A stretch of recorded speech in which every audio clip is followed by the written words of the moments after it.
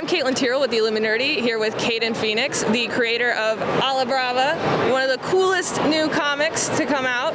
So, what drew you to the superhero genre? I've always been a superhero fan. I grew up as a millennial, so on TV we had X-Men, which is great, and we had Batman, right, the animated series. So everything was just pretty and just fun and fighting and crime fighting, saving, right, being a better person, and just saving for the bigger cause. For sure. And what inspired you to create not only your own superhero, but your own superhero team and universe? It just kind of compounded into it, honestly. So I wanted a Latina superhero on the big screen, and I still do. Yes. Right? And so I was like, okay, if I have one, that's great, but if I have 5, I increase my chances. And so I was like, okay, good, I increase my chances dramatically. If I have 5, if there are 5, it's a team. If it's a team, it's a universe, right? And so it's just little stepping stones that just made sense. I love it. Good math there. Good math. So this was originally a screenplay, correct? What was the process of adapting it from that screenplay into a comic book graphic novel series? I didn't, as a writer, it stayed exactly the same. I cut a couple scenes out, but as a writer, I still write out screenplays. I don't write out comics or graphic novels because it's a different format and structure is what I learned. And then, it's still a community. Now I have artists instead of here's my gaffer, here's my DP, here's my actor. So, I had to learn that world, and that was a process. I was like, okay, what's a pencil, what's an ink, what's color, all that world. So it was fun. It's a fun little process, but it's kind of the same steps. Here's your pre-production, meaning you write it out, here's your production, the artists take it, here's your post, you're working with a graphic designer to make sure it's all set, you send it to printers.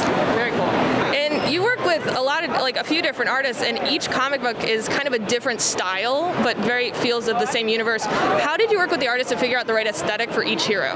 So they have the same tone, or style/tone, because it is anime and Disney kind of put together, if you notice, right? Because they have very soft chins and big eyes, right? Which is very Disney, very anime. And so they all come across with that regardless. But yeah, no, the style is based on of what they're doing and where they're located. So my Miami girl is more Miami colors. She actually has the dolphin colors, if you think about it, right? But she's supernatural, that is her tone. And so here's a little bit more of a creepy side. Here's some interesting greens and purples and just weird red waves coming through, right? My Dominican sunslinger is my cowgirl. So here's the palette, right? What palette have we done? We haven't done the Western palette, which is very muted colors. Yeah. Because you think cowboy films, right? It's very muted, right? It's it's calm, and so that's Bandita's colors.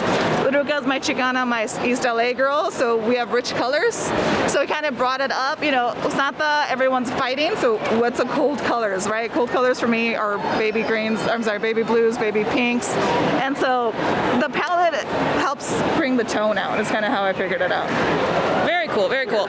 And then, why do you think it's so important to have representation specifically in the superhero genre? Because why can't we see ourselves as superheroes? I grew up with my mom as my superhero. She's still my superhero. My great aunt is my superhero. Literally everyone in my family are my superheroes, right? And so I do think I'm superhero because my mom's my superhero, right? It was really that easy. But you look at mainstream media and you're like, I'm not a chola. I'm not, a narco. I'm not a gangbanger. I'm not any of these things that the media tells me that I am. So you do have to see it in a way to also believe it. Yeah, definitely. And I love that you had in the Miami one that very natural reveal that she's interested in men and women. It wasn't a big thing. Yeah. Why do you think that is such an important thing to have, especially for younger readers? Because it's important. Honestly, it's part of life, honestly. And on Druga and Bandita, there's also other, layers of it as well, which I don't want to tell you, unless you read it. But it's just, why can't you see it? We do exist. Why can't we see it and read it and be like, oh, you're a person? Because obviously you are a person, regardless of your sexuality, regardless of your identity, regardless of anything. You're still a person, and that's kind of the whole base of it. Definitely. And then if you could have your team of superheroes either team up or face off against a Marvel or DC hero, who would you want it to be? Against somebody, I would probably say it's it's tough because these are grounded, and so and I can't fight anyone magical because we lose like instantly, right? For that reason, because they're so grounded.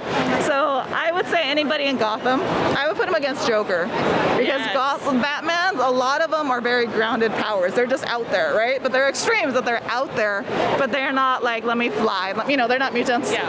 They're not, you know, aliens of any sort, and so they don't have that extra abilities. So Joker. I would love to see them face off against Joker. You see? That sounds amazing.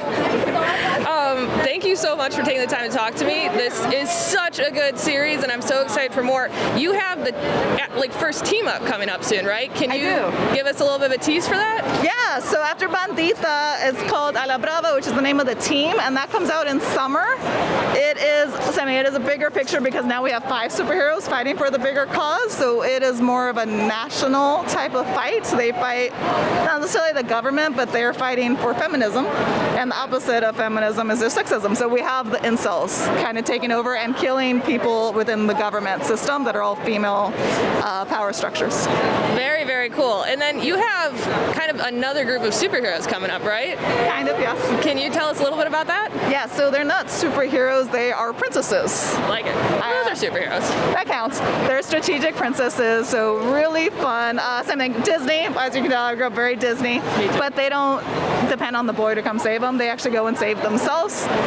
And, you know, then their city. They go on adventures. It's very Home Alone type inspired, where it's just like, okay, I'm not going to fight you because that's my superheroes, but I'm going to win strategically. That's awesome. I love it so much. This is such a good series. Make sure you check it out. A la Brava by Kayden Phoenix. Thank you so much for taking the time. Thank you.